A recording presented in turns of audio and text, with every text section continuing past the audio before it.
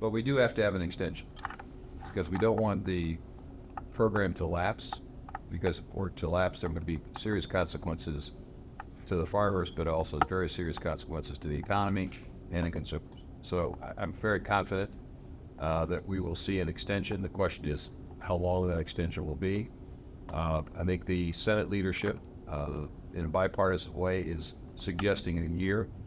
I don't think they think it will take a year to get the Farm Bill done, but they think that's the easiest and simplest format to get the 60 votes necessary to get it passed in the Senate. Don't know if the House has got that same timeline, but I think the House is also recognizes they're not going to get it done before December 31st. The second point I would want to make about the Farm Bill is that we put a lot of emphasis on the Farm Bill. We should. But the reality is there are a lot of other tools that USDA and the federal government have that sometimes people forget. And so I mentioned Climate Smart partnerships. That wasn't funded through a Farm Bill program. That was funded through the Quality Credit Corporation. That's a very important and significant tool that we have at USDA that folks need to understand and appreciate. Here's the rub. Here's the challenge.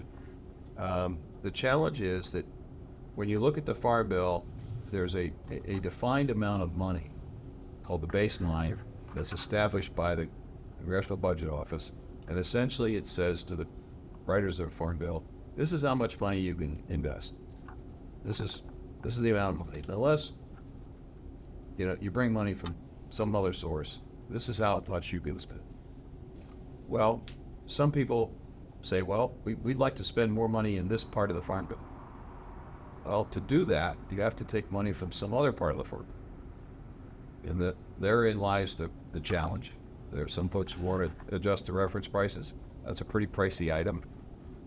Where are you going to get the money? So some folks have suggested the nutrition programs. Well, the problem with that is that you could lose votes that you need to pass the Farm Bill. You can do that. And also there was a deal that was already made about the nutrition programs. So the deal's a deal. Some people say, well, okay, let's get money from the outside. Let's take money from the Inflation Reduction Act and the conservation money in that act. Well, the problem with that is you're taking money that's available to all farmers and you're giving it to a handful. Well, somebody aren't going to be okay with that. My suggestion to our friends is think creatively.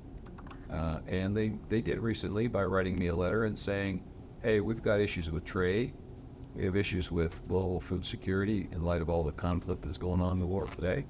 How about you use your authority under CCC to provide assistance to continue some important trade programs started, frankly, in the previous administration? Good idea. We did that.